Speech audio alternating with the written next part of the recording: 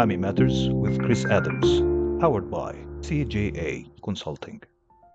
And if your foundational messaging is wrong, then that's going to snowball into the rest of your marketing. It's spraying and praying. It's hoping that you're going to hit something, praying and hoping that something's going to work. They don't really understand the psychographics of that audience or the pain points of that audience and how they fix them. What do you do when it doesn't work? What's your advice to people? There is always a pivot in marketing. There is always something else you can do, something else you can try. There's so many channels, different ways of doing things. Just don't be afraid of doing it wrong, and don't be afraid to admit when it's wrong.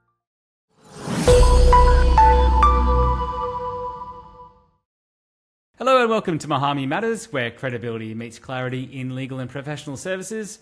I'm your host, Chris Adams, founder of Muhami and CJA Consulting. Today, I'm joined by Cat Woolrich. She's a fractional head of marketing, and she's also the founder of the company 9 Yard Marketing. Cat and her team help growing businesses turn marketing chaos into commercial clarity.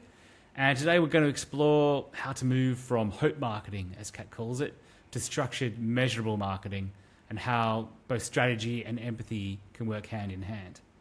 Welcome, Cat. Thank you so much for joining us here on Muhami Matters. Hi, thanks for having me. Most welcome. For those of us, or those who are listening who don't know you, please give us a brief intro to yourself and to 9 Yard Marketing. So I'm Kat, as Chris said. I am based in the UK. I have been working in strategic marketing roles for about 16 years. And this year I decided to start my own company, which is 9 Yard Marketing, to do it for myself, to bring all of the amazing bits that I've learned over my career into kind of one whole service for clients, rather than them having to choose bits and pieces, like go to one agency for one thing and another agency for another. So I wanted to kind of bring all of that in place and all of that marketing expertise. And as you said, I like to help companies go from marketing with hope, which is how I describe it. So that is where you scattergun approach, or you just do stuff and hope that it works without any real strategic foundation. And I work with companies to put that strategic foundation in place. Love it. That really fits with what I like to do as well, quite frankly. So one reason I think that that these kind of conversations are just so awesome, because we have very, very similar visions and very similar messages. So yeah, tell us a bit more about hope marketing. You alluded to it briefly there. What does it look like in practice, and why do you find that it resonates with so many businesses? So hope marketing came about in a client meeting probably about 5 or 6 years ago. And I just came out with it, and the person went, oh yeah, that is what I'm doing. And now the more you speak to people, the more you realise that is what people are doing. And I get it. When you first start a business, you haven't got the money to spend on the strategy, and you're very gritty. You get stuff done. I'm in that phase right now. But then as the business grows and scales, people tend to get into these bad habits of like, oh, well, it's worked in the past, let's just do that. Or they'll see a new trend and jump on that, rather than thinking how that fits commercially into their business or their objectives, or even with their audience in some cases. So yeah, it is that throwing stuff out there and hoping it sticks. And it does work for a little while. It works for some companies, and that's great. But where I tend to sit in that scaling SME space, when you're trying to go from one commercial goal to another, it does need that strategic thought. And the biggest thing I find with hope marketing is people don't actually fully understand who their audience are. And what I mean by that is, I don't mean they're writing messaging to 60-year-old males when they should be targeting 20-year-old females. It's not that explicit. It's they don't really understand the psychographics of that audience or the pain points of that audience and how they fix them, let's say. So therefore their messaging is wrong. And if your foundational messaging is wrong, then that's going to snowball into the rest of your marketing. So yeah, that's a brief overview of kind of what hope marketing is and how I try and start to unravel it. When I lived in the UK, I learnt the phrase or the expression spray and pray. And that is kind of the one that I use. And I never know what I'm talking to. I talk to a lot of people in North America. I never know if that translates very well to there. But I think that's a similar thing, right? It's spraying and praying. It's hoping that you're going to hit something, praying and hoping that something's going to work. Yeah, and I think the flip side of that as well, the other side of hope marketing is, yes, it's spraying and praying, and I do love that phrase, but I find it funny for different reasons. I think the other side of it is people don't measure the right things.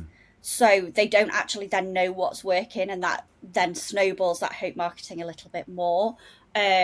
Or so they either measure nothing or measure everything, and both are equally as bad, like, because time's not infinite. So we need to make sure we're really focusing on what matters. That's an interesting point, and we might come back to that one a little bit as well to talk in more detail. But measurement is something that that you and I have spoken about in the past, because I find personally setting KPIs and measuring marketing can be quite challenging with the professional services clients I work with. And I guess you're right. You need to know what you're measuring. You can't just try and measure everything, because it's going to be very difficult. But like I said, we might come back to that one, because it is a really good point.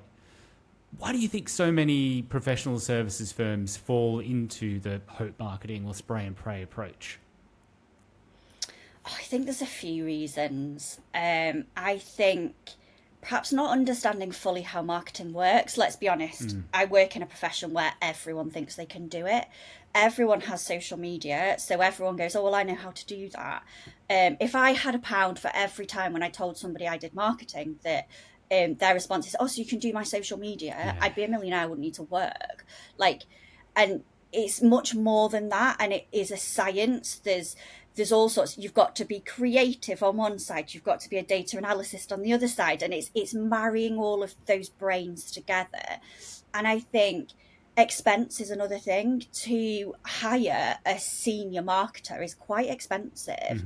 And if you are at a point where maybe it's a choice between a senior marketer and a salesperson, or a senior marketer and an operational person, depending on what industry or sector you're in, the marketing often gets pushed down a little bit, and they'll go, oh, we can figure that out and we can use an agency. And then you get butting of heads with these companies and agencies, because they don't know how to brief this agency properly. The agency are busy and get frustrated with these things, and then there's a disconnect. So then everyone starts saying marketing shit, and it's not. It's just there's a lack of understanding there. Or the other thing I find is, and this is nothing against graduates, I was one day, but they put graduate into a marketing role and think they can take on this senior position, and they've not got the skill set right now. And if they've not got a senior marketer or a mentor above them, how are they going to learn that? And I think that's a big problem. So I do think it all comes down to budgets, and I think being clever with your budgets and where you put that would stop that cycle a little bit. Yeah, you've also raised another couple of interesting points. The point of the graduates, you don't know what you don't know, right? You cannot expect a graduate to do something that they've just never come across or never known about. They've done the academic side of it. They just haven't had that exposure to practicality.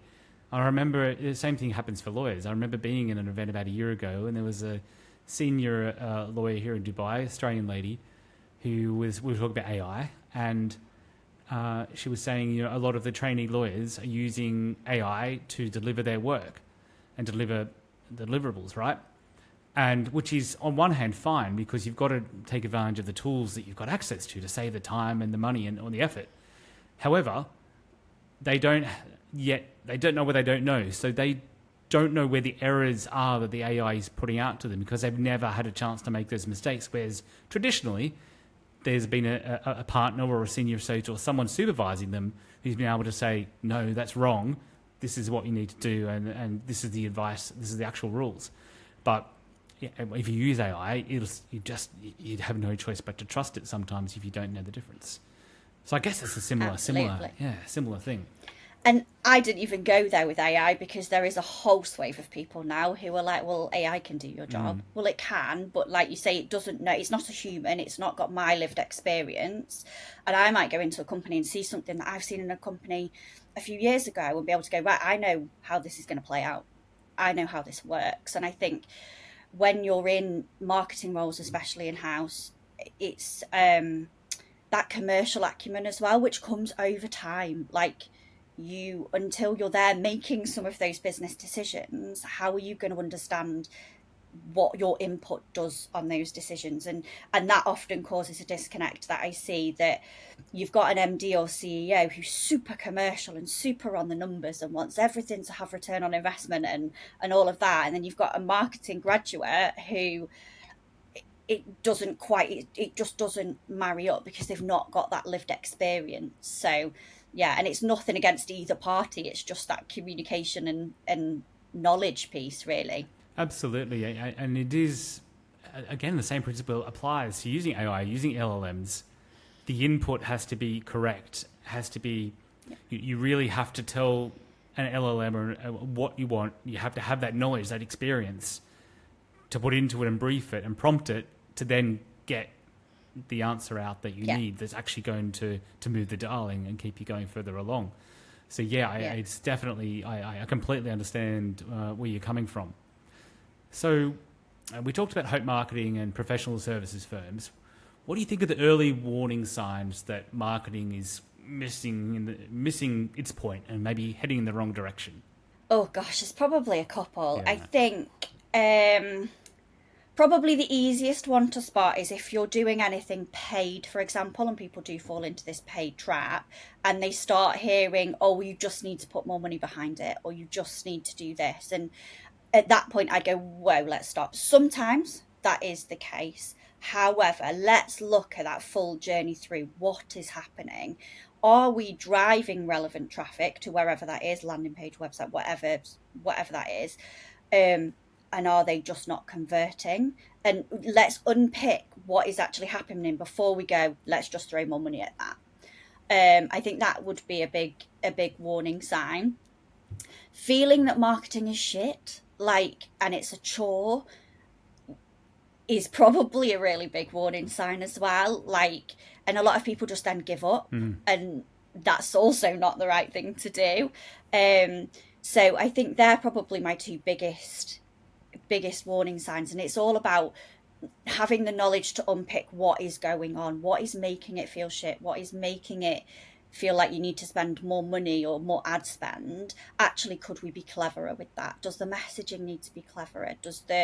Is your website just not converting because you've got forms that are 5 pages long? Or I sat with someone the other day, and it wasn't until I said it to them, I went, just look at your thought. Why do you need all of this information right now? I was like, if you were going to inquire with you, would you fill all of this information in? And he said no. I was like, so why are you expecting your user to?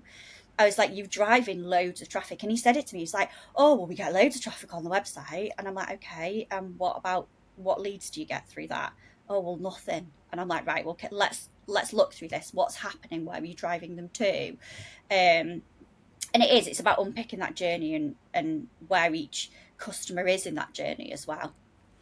Absolutely. So that takes me back, I think, to something you said earlier about the cost of hiring a very senior marketeer, and I'm thinking of it as a full-time employee, right? As headcount.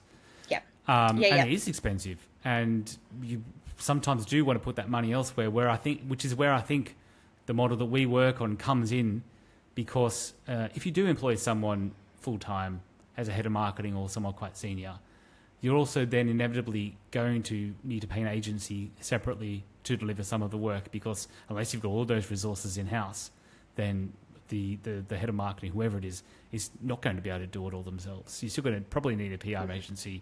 You're going to need a marketing agency. And I think that's where a fractional is quite good, because it's definitely much cheaper than hiring someone full-time. No healthcare, no insurance, no visas in this part of the world. In the UK, no pensions, no tax, this sort of thing. Yeah. So, and you just use them for as long as you need it until you're heading in the right direction to train up your team and make the most of it. So I think that does help. I know we're a bit biased. I would 100% agree on that, and I didn't want to do that shameless plug of well, you can get a senior marketer if you hire fractionally, and I think that is such a good point. The other place you see companies fall down, and you see it in adverts for marketing managers all the time, is they've got this really long list. They want them to be an email specialist. They want them to be a paid ad specialist. They want them to be a content creator. They want them to be able to edit videos. They want them to be able to do a website. They want them to be able, and it's like, that's not a one person job. No. You're basically hiring an agency there.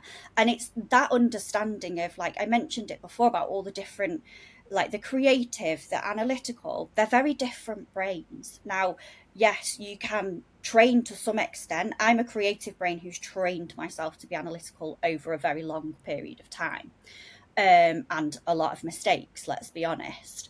But if that's where, like, the agency model comes in, but then you hire the marketing manager who has the knowledge to push that agency in the right direction. And I think that's where people don't see the pitfalls of the expense of it, or they go, oh, well, we've hired you, why can't you just do it all? And it is sometimes like getting an electrician to do your bathroom. Yeah, like, it's completely different skill set, completely different. I've come across that as well, actually. Yeah, where I've been working with a client and they've said to me, oh, we've got you, Chris, you can do everything. And I'd love to be able to say I can do everything, but I can never hand on heart say, you know, I can build your website. I'm not a website developer. I can do all your SEO. Yes, I can do some of the website, some of the SEO. I can give the principles and definitely know which direction we need to go in. But that is not my full-time job. People do this as a full-time living. So, as I said, it's much easier to work with someone like me who can then make sure you're using the right resources and in a much more cost-effective basis, and actually getting people who know what they're doing to deliver the services more quickly and in a better way.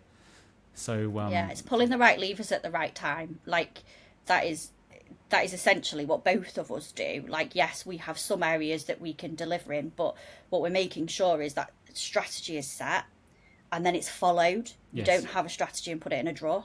You follow it and you test on it and you refine it when it needs to be. It's not a static document. And I think that's where people think, oh, well, I've done that now. I'm done with that. Well, no, you've got to test it. It is a science. You have a hypothesis, you test it, see what's worked, build on that. And what doesn't work, what do you do when it doesn't work? What's your advice to people? Don't be ashamed that it's not worked. Like, I think there's this big stigma with, like, oh, that hasn't worked. Like, and you just need to try it. And if it doesn't work, just be willing to change. Willing to really evaluate it and see there might be parts of something that have worked. Well, don't throw everything out if something's worked, but then pivot. There is always a pivot in marketing. There is always something else you can do, something else you can try. There's so many channels. There's so many different ways of doing things that just don't be afraid of doing it wrong, and don't be afraid to admit when it's wrong as well. Like, I think there's a bit of a stubbornness out there, isn't there, when it's like especially if somebody has made that decision, the stubbornness to change it can often hinder people. I think I've probably done it myself. I think I'm probably guilty of just sticking with something a little bit too long when I should have just said, that's not working, Chris. Do something else. You know. And there is a balance. There's always a balance, isn't there, of, like, giving something time, because that's the other thing. Putting something in place and expecting results in 2 weeks, not going to happen. But giving it over 6 months and you're still getting the same thing over and over again and it's not working, it's time to really look at why, and let's make a change. Absolutely. Like, and I think that's also where an external point of view, even if you've got staff internally, an external point of view, from my experience, has actually worked quite well, because they're just coming at from a different angle. And I said, I wish I'd done that a little bit more in my business sometimes. Just talk to someone like you who, we understand what each other do, but, you do things better than me, and you just have a different perspective. So sometimes you just need that external set of eyes. You can just say, it's not really working, do something else. Yeah. And here's what you can do.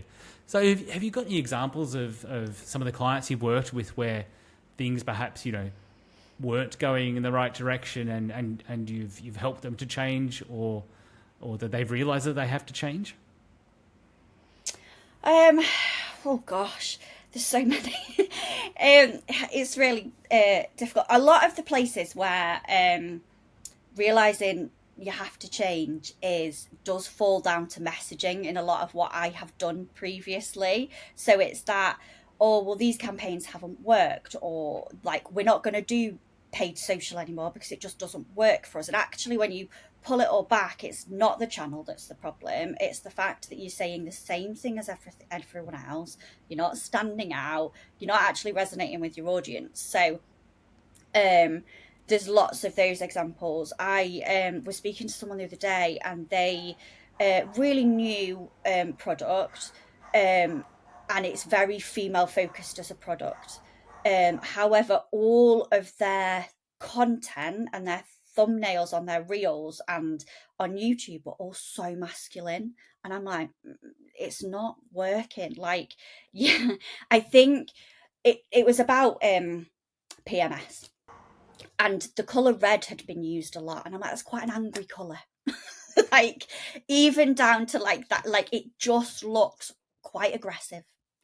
So and we're in the process of refining that back now and bringing the brand back to what it truly started as, and that is a real demonstration of actually working with someone who gets you and gets your product or service as well. So, and this is, I'm not saying men could not do this, like this is not what I'm saying. However, she had worked with a man, and I just don't think he'd hit the mark. He'd gone very aggressive with the down the aggressive route, let's say, and it just wasn't quite there. And she'd become frustrated with him saying, well, that's how you stop people scrolling, that's how you get your clicks, and it just wasn't working. So that's one example of it. It's like, and that shows, like, if you don't know the audience or you don't gel with the person you are working with, that's super, super important. Another way is a law firm recently that I've been working with.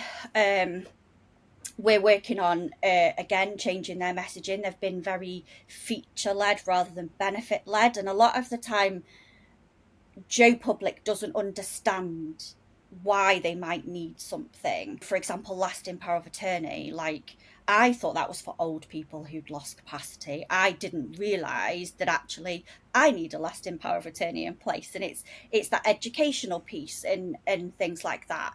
And also looking at, okay, they've got really big growth ambitions. Where's the low-hanging fruit? They've got a huge database of people that they've never tapped into. Low-hanging fruit right there. Email is a high-converting channel. You've already got them. So as long as they're GDPR compliant, let's tap into that. Let's get some sequences up. And they've never done anything with, they've got over 200 like 4.7 star reviews on Trustpilot, and I'm like, we need to tap into that. We need to be, as soon as those people are giving you that good review, they need to be in a sequence to cross-sell, upsell, whatever we want to do with them. So it's little things like that. And I suppose I focused a lot on messaging there, but then the last one, it's showing you that looking at that whole picture and what those goals are as well within the organisation. I work with a charity, and their goals are to increase parent engagement. So it's nothing about, like, eventually the wider goals are to grow the foundation, but it's right now I'm looking at, so it's all very like, what do parents care about? We've done some surveys of what they want to see, and there's nothing wrong with speaking to your audience and asking them. You don't have to know it all. Yeah. Like, there is nothing wrong with asking your audience. And there you go. I feel like I waffled a bit there. No, but you're right, and they're three very salient points. And something I think that also came out of that is that the business strategy, the business plan, needs to drive the marketing and the business development, not the other way around. And that's why with my clients, I always, and they hate it, but we've got to start with the business development and marketing strategy, because we need to know where the business wants to go, who the ideal clients are, who the ideal partners are, and then the marketing and BD fits into that, because it can't be the other way around. Yeah. It's got to, and this is going to go back to your point of KPIs and measuring, it's got to start with a goal. And if you don't know what your goal is, you're not going to know what to measure.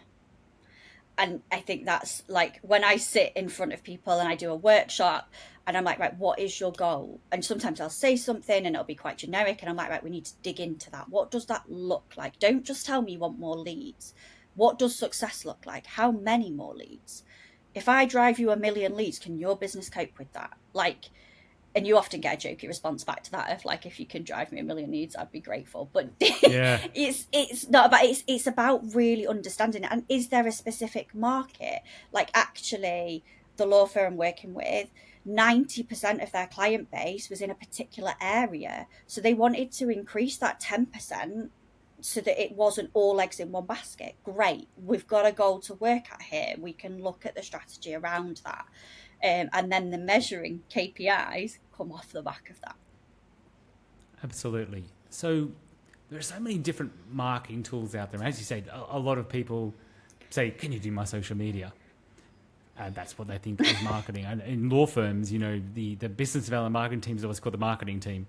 And that's where the priority is given, forgetting about the whole, you know, actually needing to build with your current clients, build a relationship with your current clients to get more work is much, much easier than trying to market and get brand new clients through the door, which is, you know, quite hard. So, yeah, in your view, tell us a bit about some of the most effective tools, I guess, to start with, where you kind of see it going through the sequence when you would start working with a client. Where would you start and where would you sort of try and get to? So I always start with what I call a workshop. And that can be anything from, depends how big the team is and how many stakeholders are involved. It can be anything from like an hour and a half to 3-4 hours, depending. And in there, I really want to get into the nitty gritty. I don't care about this top level stuff. That I want to get into the nitty gritty. I want to know what you do operationally. I want to know where your biggest complaints come from. Yes, I'm not going to fix them, but I want to know them, because then actually, do we put something in place? Is there an area in the business that is not performing that we don't want to drive anything to right now? Like all of that kind of stuff. Work on setting those goals. Go right back to basics and do a SWOT analysis, which I know a bit Snorville, but it starts to get people to really think about, okay, especially in the opportunity space, like where are we missing something? I think a lot of the time people are stuck. If we go back to theory, and when I was doing business a long time ago at school and then university, I think it's like the 4 Ps. We often as marketers are just expected to work in that promotion space, when actually all of those Ps go together. So if your product isn't up to scratch, if you're saying in your messaging it's the most innovative product and it does this and it does that, and then actually people using it doesn't live up to that, no amount of marketing is going to fix that. Mm-hmm. I'm sorry, it's not.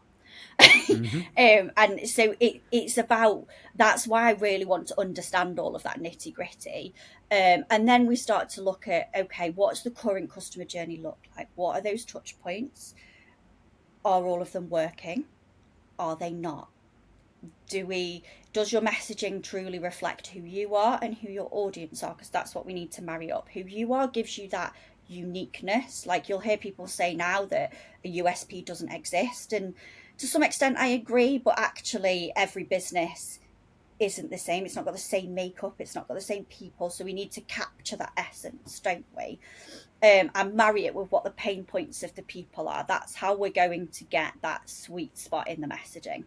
So we do a bit of that. Then I tend to then start and look at a website audit. Most people I work with have a website, and it is often the biggest leaky bucket. I always liken it to trying to heat a house or air condition a house where you are, with the windows open or no windows at all. You're just throwing good money after bad. And then it's on to the tactics. And you do find that tactics are rarely wrong. Like some people go a bit rogue. Like they've gone, oh, well, Joe Blogs down the road's doing that, I'm going to try it. And it's like, well, your audience aren't quite there. So yeah, it's just about unpicking those threads more than anything. That's how I do it. And then I pull all of my findings together to say, right, this is the strategy, this is and I tend to work in 6-month blocks.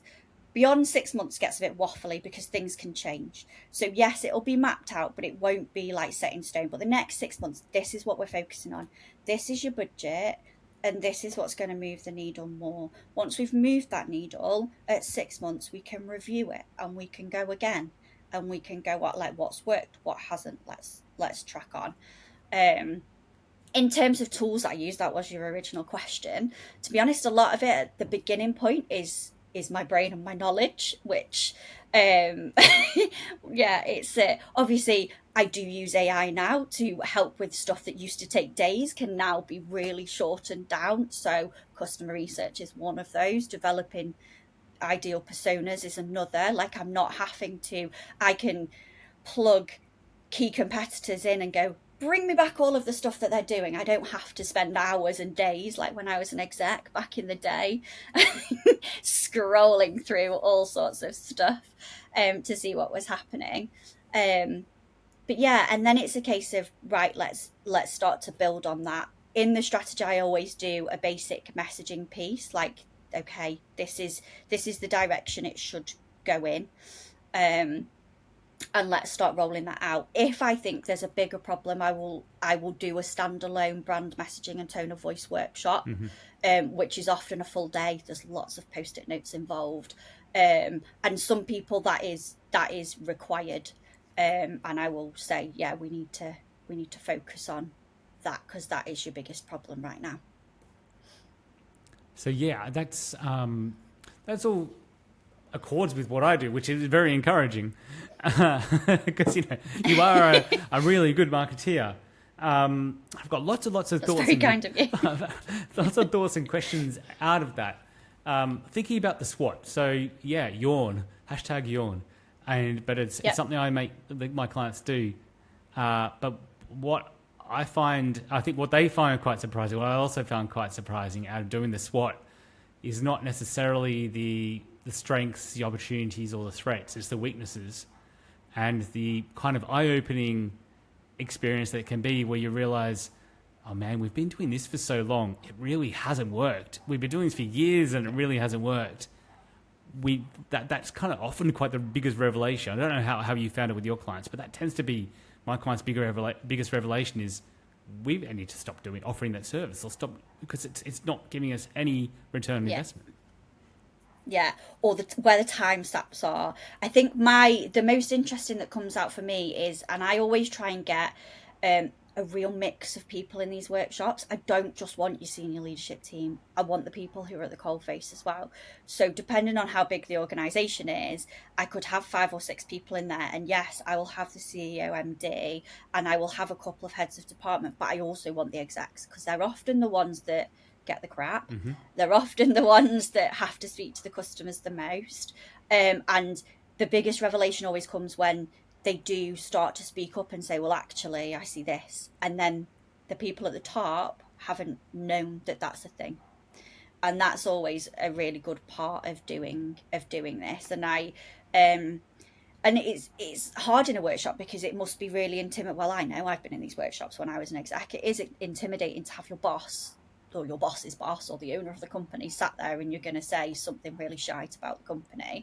So it's all about making everyone feel empowered and comfortable as well in that workshop. And look, this is a safe space. You're not going to get sacked for being honest. It's really important because if we want to take your business to the next level, we need to know all of this. And that's an interesting dynamic because I think the senior leadership of a company are often in a different headspace and thinking about much different things to what those, for want of a better expression, on the coalface are doing. And I mean, I see it in Dubai where I live, just in how Dubai has come about, is you've had some people with sky-high, blue sky thinking who just have huge ambitions and then it just goes down to, let's get it done. You just need to get it done. No matter what you do, you need to get it done. And it's the engineers and the people on the coalface who actually need to get it done. And it's the same, I think, in most companies where I run my own company and I think about far different things now than I did when I was an employee, where I'm thinking about the day-to-day, what I've got to get done day-to-day, and the more, I guess, activity-driven, operational-led driven stuff, my to-do list. And now I'm thinking, where do you want to get to? Where do we want to get to? How do we want to go? And so, yeah, these workshops you do must be hugely valuable to kind of get people together and thinking about that and banging their heads together. Yeah, Yeah, absolutely. And I have been in some situations where it's made them rethink a lot of things, and we've had to put marketing strategy on hold a little bit because they're going to actually change their whole business model. And that has happened a couple of times to me before. And I'm like, maybe I should stop doing these workshops. Yeah, just cost yourself a job. Well, for Yeah. now. But it's really important because anyone can come in and market as much as they want, but if the foundations of the business aren't right, or all of those 4Ps, 7Ps, whichever way you want to look at it, aren't working together, then something needs to give. One element isn't going to fix all of that. So how do you get everybody to engage in this and get them in the room? Because, like I said before, with me telling my clients you need to do a SWOT analysis and do the ideal client profile, et cetera, people can be a bit hesitant to want to do the strategic bit first. They just want to jump into action. I mean, what you've been talking about is trying to get people to the most senior people in the company and the juniors to essentially take a day or two to attend a workshop and to all engage, and they must be huge resistance to that. How do you get the buy-in? Honestly, I don't always, because people want to jump straight into those tactics. And I've had to come to the realization that they're not the client for me, which is very hard when you are trying to build your own business because you want to take on everything and fix the world. However, I don't necessarily position the work. I don't necessarily tell people what is going to happen in the workshop. So I don't tell people they're going to do a SWOT. I'm on a podcast now telling them they're going to do a SWOT. I just realised that. They don't. We're going to do this strategic workshop, and out of the back of this, it's that benefit. Yeah. It's switching that message, isn't it? So out of the back of this is what you get, and this is how it benefits your business. All I want you to do is come along to a 3-hour workshop if I've got loads of people, and have an open mind. Sometimes, and this is the experience that tells you, sometimes I'll go in with a plan, and an hour in, I know I have to pivot because I've not got the buy-in. And I know if I say to them, we're going to do a SWOT now, I'm going to lose them. So I might do an exercise that's like hero versus villain. It's a SWOT analysis, but it's just wrapped up in a different way. So you get them to draw a superhero of everything they're doing and a villain of everything they're doing. And you get them to draw the features and you get some, and it gets people a little bit re-engaged. Like, again, that doesn't work for every audience that I have in a workshop. Some people would hate doing that, like almost putting themselves out of their comfort zone thing. So it's a little bit of like, in my initial discovery calls, trying to figure out what type of people I'm going to have in this workshop and being a bit agile with it when I'm in the workshop. I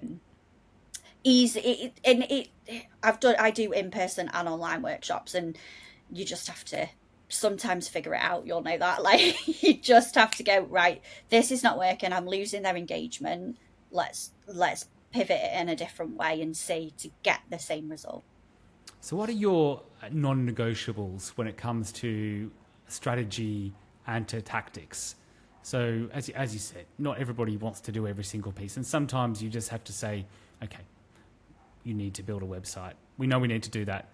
What are your non-negotiables, the things that we just can't skip? Oh, goodness me. I mean, I know what you're saying, in an ideal world, I'm like, you can't skip your strategy. However, I don't think you can skip understanding who your audience are. Like, you cannot skip that.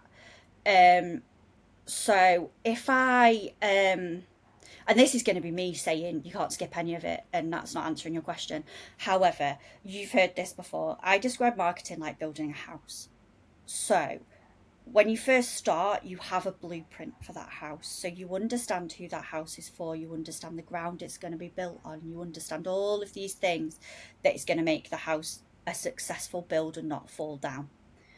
Then you go on to your foundations, which is your brand, which is more than a logo. It's how you talk, it's your messaging, it's your tone of voice. If the foundations to your house are not right, in a couple of years' time, that is going to crack. Then you go on to kind of your walls, your windows, that's your website. It's your curb appeal, it's your, if you've decorated it and you've not got those in place, it's not going to go well, or you're going to heat it and you're going to leak your leads out of the window. And then the nice bits inside, the decoration, all of that is your tactics. So often if I describe that to people, it does start to click.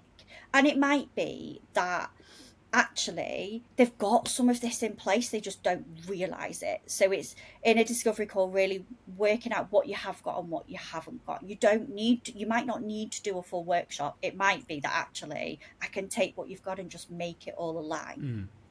But I would say, like, your messaging, absolutely, and your website, if you are using your website to generate leads, which the majority of people who I work with are, your website's got to be right.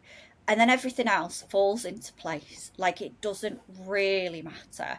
If you are tight on budget, I would always say look for that low-hanging fruit tactically. So whether that is you've got a database that you've not utilized properly, or you've not got funnels in place, or for your emails and things like that, like they're all your low-hanging fruit. And then we can look at feeding that machine at the top once we've kind of got that in place. But it is just like those building blocks, isn't it? Of if you're building on shaky foundations, you're not going to get very far.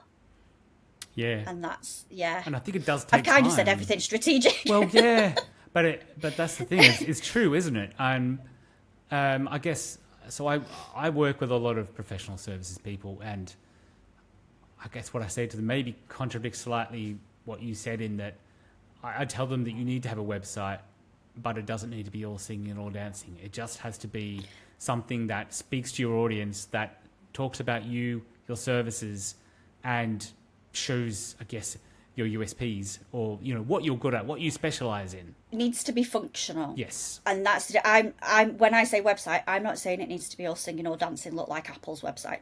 Absolutely not. But it needs to be functional. Yes. And it needs to have no dead ends. And that doesn't have to be a 25 grand website. You can sometimes fix what you've already got with simple changes. And that's where it's like, sometimes you mention website to people and they go, oh, they're going to want me to rebuild this whole website. Because that is often where agencies go, because they're big value, high value projects, right? But it's not always necessary. We might be able to make small changes. A really good 1-page website is better than a really shite 5-page website. Yeah. Yep. So let's figure that out. And that's what I mean by website. I'm not saying you need to go and spend thousands of pounds developing a website. You just need to make sure that your user journey through that site works. I agree. Yeah. And I think for the professionals, it's really, they're often, it's like, it's for customers doing their due diligence, and to put it in terms of a merger or acquisition. It's, someone's probably referred you and said, Chris is a great lawyer, you should go to him for this piece of advice. And that client is going to do their due diligence to make sure that Chris knows what he's talking about, that he's on LinkedIn, that he's been talking about those kind of topics that relate to that client's inquiry, and that you go to the website and there's a picture of Chris, a brief bio about him with some relevant experience, and that's it. It's a tick box exercise. Then they're like, oh yeah, he knows what he's talking about. He's a real estate lawyer. He can help advise me on my house, or he's a construction lawyer. He could do my construction contract.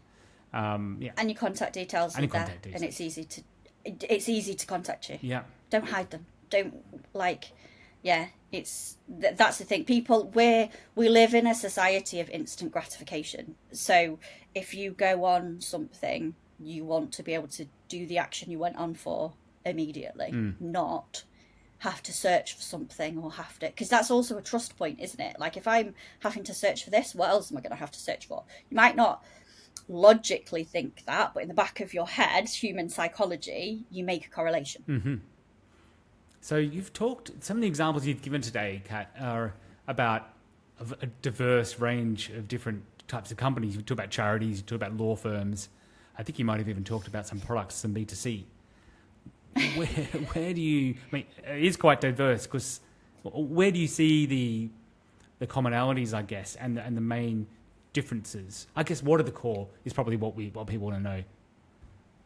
The core things that everybody needs to have in place from a marketing perspective. So we talked about a website as a tactic. We've talked about ideal clients, I guess, as a key, non-negotiable. Messaging's going to be your key thing. Messaging and clarity around how you support or help your audience, how you address those pain points. Because at the end of the day, we live in a world of so much content. Like, you can scroll for hours, days, and sometimes you don't know what you've seen and what you've not. And when somebody is scrolling on social media, they see you and you resonate with them and you can get them in that way. And what we have to remember is that marketing isn't a linear path anymore. It used to be very much okay, you feed it in at the top of the funnel and you've got some middle of the funnel and you've got bottom of the funnel. It doesn't quite go like that anymore. And there's a lot of the amount of times that there's been studies now that the amount of times that people need to see things has increased. So it used to be 7 to 10, didn't it, of before they then even move on to the next stage. It's gone. I think I read something the other day, it's gone up to 50. So, and that's just because of the amount of content we're getting. Yes. So visually and verbally, you've got to be able to resonate quickly. I would say that's going to be your biggest thing, because then it doesn't matter what channel you want. It doesn't matter whether you're sending an email, whether you're on social media, whether you're doing a paid ad. You've got to hit it, because you've got to create that intrigue. So that would be the biggest thing, I would say, and it's the biggest thing that people forget. You're right. Quickly is I was going to actually always interrupt you and say quickly, because I've started, for Muhami Matters and for some of the other products, I've started using TikTok, Instagram. When you go into the analytics, TikTok tells you how long the audience has watched your piece of content for. And it's often very, very short time, less than 5 seconds, maybe even less than 3 seconds, that people have gone scroll, scroll, oh, that's interesting. 5 seconds, oh, no. So attention spans, and TikTok is slightly different from obviously some other forms of social media, but I think that goes to show also that you do need to have a diverse range of content for different mediums. And I think probably almost use all the tools, all the mediums that are available to you. A lot of professional services, I don't want to be on TikTok and I don't want to be on Instagram. And sometimes that's not right. It's not right for your audience. But actually, if nothing else, it's a search engine. So if you produce the content, sometimes I think for LinkedIn or for Facebook, for example, then a variance of that on Instagram or on TikTok could actually be good for being found. But that may be a bit controversial. Tell me your thoughts. I have two schools of thought on this one. So one, a big thing I see is people spreading themselves too thin. Mm-hmm. So if you try and do everything on every channel and you haven't got the resource behind it, you might not do every channel well. So that you've got to be mindful of that, in my opinion. What I hate to see, and you mentioned it really well, but what I hate to see is people just posting the same thing on every channel. Every channel behaves differently. Every channel's got a slightly different audience. So you need to make sure you are tailoring for that. And that, especially in organic social media content, takes time. So what I sometimes, it honestly depends on the size of the client and the resource and the budget and the capacity. But what I'd sometimes say to clients is, let's focus on one or two key and then build on it. Because then you're not going to do everything poorly. You're going to have a core audience, and then try something like TikTok. Like, I am all for people trying TikTok. And at the first instance, let's try it for 3 months. Let's see what we get out of it. Let's see what we can learn from it.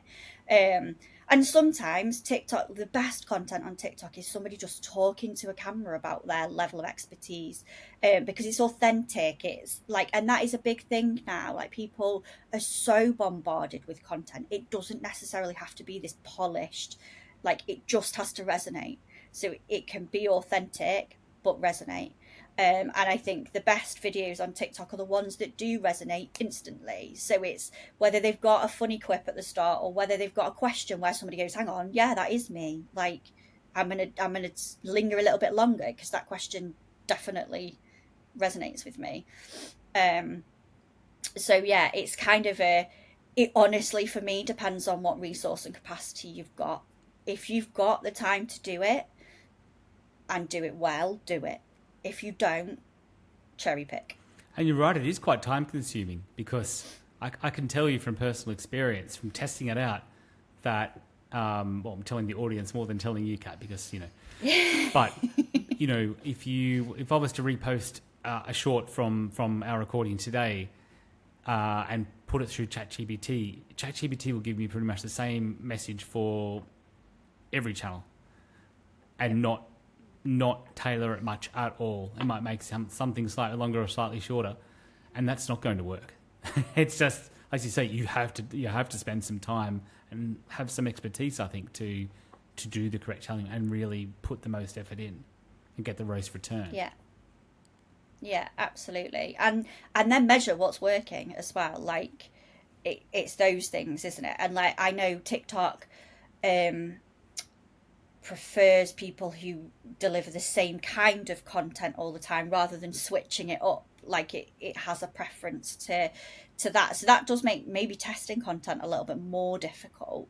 But it is, if you're doing like something like this, if you've got video content, for example, that you're doing anyway, that's a quick win for me. Repurpose that content across multiple channels, because that's a really quick win. You're not reinventing the wheel every time. You can do it, like, and that's a good way to start and to test. If you haven't got this and you're going, right, most of my content is static and on LinkedIn, and I'm going to try TikTok, and you've not got that video content and you're going to have to start filming it from scratch, that's a different conversation. Yeah, agreed. But where do you start? I think start with written content. It depends. I guess it depends who your target audience is. There's no right answer for everyone, is there? I think I've answered my own question. There isn't, and this is why knowing your audience is super important. Yeah, absolutely. It's why understanding who they are and what they want is super, super important, because you could go off and test these things and think a channel doesn't work, and actually it's not the channel, it's the content.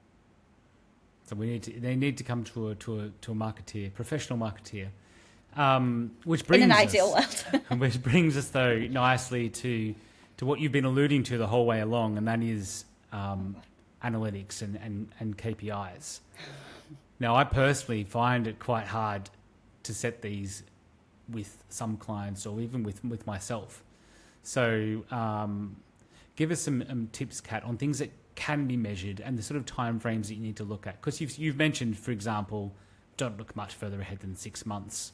You can have a 12-month goal and 12 months sort of, there, but the first 6 months need to be quite solid. The rest can be a little bit flexible. So what kind of, how do you put measurements in place, actual measurable KPIs when it comes to marketing? So this is really hard because it depends on every client and it depends on every goal. Let's think about a law firm. Let's think about a law firm, for example. Okay. So for me, the measuring of it, say we want marketing quality. So we spoke about this previously. Marketer's role is to get marketing qualified leads into the business. Then it goes into sales, and it's for them to take them on the sales journey, right? So if we look at it as simplistic as that, the goal is to get marketing qualified leads. Okay, let's work backwards. How many new customers do you want in the next 12 months? Okay, how many new customers do you need in that 12-month period to hit whatever goal that is? Okay, what's your conversion rate currently from a marketing qualified lead through to a converted customer? Okay, that gives us that figure, right? And then we work that backwards. You just keep working it backwards into whichever channel it is, and if you've not got data, like, it's great if you can go into a company and have been doing some marketing and their GA4 is set up correctly and they've got tag manager and you can start to see everything working, great. If not, start with a benchmark, start with an industry benchmark and go, right, okay, industry benchmark for conversion in this sector is 2%. So we know we need to drive X amount of leads per month to feed into that system to get those customers. Then along that journey, once we've got that simplistic thing done, along that journey, you can start to look at, right, okay, well, is there a way we can perhaps help the sales team to increase their conversion rate? Because then that will help along this end of the spectrum. So what does that look like? Is there sales tools that need to be done? Is there do their presentations, like they get it in front of people and their presentations aren't really working because they've done it themselves? Do marketing need to get involved in what that looks like? So it's always at the beginning, to set the top level ones, for me, it's always working backwards. What do you need? And that's where people really struggle, I think, in terms of, well, I find like they don't really know what they need. Well, if you don't know what you need, I can't set myself. And it's almost like reframing, okay, what does success like? What would you be happy with? If I came to you at the end of the year and I delivered you 2 new clients, is that successful? And then that starts to then get them thinking, well, actually 2's not quite enough because my average order value is this, or like, so it's just working backwards to set those KPIs against that goal. We've gone for a very generic leads goal there. Yes. Which generates into business. And that will then help you in terms of, I find it helps me then prioritize the channels. If I'm given a certain budget, actually I know I'm going to use LinkedIn. I don't want to bash it, but LinkedIn advertising is often a bit hairy and quite expensive. Very expensive. So I know I'm not necessarily going to put that pot of budget into there. I'm going to go somewhere. I'm going to look somewhere else to do that. Does that answer your question? I think there's a lot of mathematics and working backwards. Yeah. And I think one way you could do it is to work out what you want to achieve is to, I guess, as you say, look back at your previous year or your previous 2 years as a business and say, well, look, this is how many new clients we've onboarded. In a year, we want to have onboarded double that. You know, for law firms, for accountancy firms, for professional firms, it is a bit difficult to be able to promise something, but you can actually achieve those goals, I think, as long as they're realistic and as long as they kind of reflect the history and growth. Absolutely. And being realistic is a really good term to use there. Like, and that's why often I go, like, if people can't give me that end goal, I do ask those questions of like, okay, if I give you 2, is that right? If I give you 5, is that right? Because then we can work back, and it depends on the value of that client. Like, some people, they'd want 1 new client in a year and it'd sort them right out because they've got the value of it is big enough to do that. So yeah, I think it's and that's why I said at the beginning, knowing those goals help to set those KPIs. You can't really do one without the other. So it's really important to, even if you don't know right now, just have a think about it. Have a think about, okay, yes, I'd be all right with 2 new, or no, I need at least 10 to get me to where I need to be. Like, they may have increased overheads, they may have, do you know what I mean? And there's all those business factors that goes into what that goal is.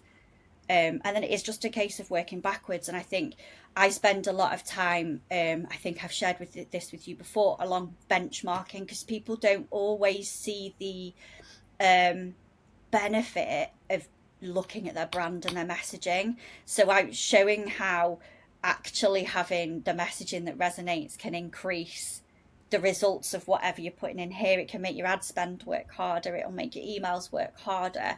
And in some cases, like, it's been in the literature, it's like 10% increase just by making sure your brand resonates. Like, why wouldn't you do it? Yep. Well, I think everything you've just said there, Kat, I think comes back to knowing your audience and having aspirations, realistic aspirations and goals, and knowing your goals and then planning for it. And then you can achieve it. No matter what it is, you can achieve it. Yeah. Yeah, and that's where you come back to then. If something's not working and you're not on track to hit those goals, okay, we need to look at what is going to get us on track to hit those goals. Yeah, brilliant, absolutely brilliant. Well, thank you very much, Kat. It's been a fantastic conversation. I feel like I've learned a lot, and I'm sure our audience has as well. And it's nice reassurance to know that we're all working on the same path together, I think. Yeah. So if people want to get in touch with you, how can they find you, Kat? So my website is 9yardmarketing.co.uk. I'm on LinkedIn, Cat Woolrich, or search 9yard marketing and I will come up that way. And in my strategy right now, I have chosen to just focus on those two channels along with some networking. So, because I don't want to spread myself too thin. Brilliant. And there you go. What kind of, I'm going to put this back on you then. Who are your ideal clients? Who are you looking to work with? Because you've alluded to various different forms of clients. Who are you looking to work with at the moment? Who can I send you away? Well, I do have audience personas. You'll be happy to know I do sometimes practice what I preach. So my main audience persona is that owner MD of a scaling service-led business. So somebody who potentially has got to, it can be anywhere from like 500,000, they want to hit that 6 figures, or they're already in 6 figures and they want to get to 7 figures. As long as they've got a clear goal and maybe they're sat there thinking, marketing's a bit shit right now, I don't think it's working. I can stop that myth. Yes. So yeah, and that can be, it can be anyone. I'm not, as you've mentioned, there's plenty of sectors that I've worked over, and I think that comes from 16 plus years in agencies. You don't stick to one sector, and I do like that. And because I put the work in at the beginning to understand their audience and their sector, I don't believe that matters, and I believe I bring fresh perspective if it is a new sector that I'm working with. So yeah, those scaling service-led businesses who want leads. Love it. So there you go. You've set the example for everybody, but it is very challenging, isn't it? Even the marketing experts struggle to put it into 10 seconds what we actually need. So thank you very much for that, Kat. Thank you so much for joining us today on Muhami Matters, for your salient advice. And the audience can get in touch with you through the channels you've mentioned. To our audience, that's it for today. A big thank you again to Kat for joining us and for reminding us that great marketing isn't about luck. It's about, I guess, clarity, empathy, consistency, and I guess working with a very good marketeer as well. If you enjoyed today's conversation, do subscribe and share it with your network. For more insights and support, visit muhami.ae or connect with me at CJA Consulting. I'm Chris Adams. Until next time, stay informed and stay empowered. Thank you for joining us on Muhami Matters. If you found today's episode valuable, subscribe and connect with me to stay updated. Join me again soon as we continue to bring you credible insights, practical strategies, and trusted advice to empower your professional journey. I'm Chris Adams. Until next time, stay informed and stay empowered.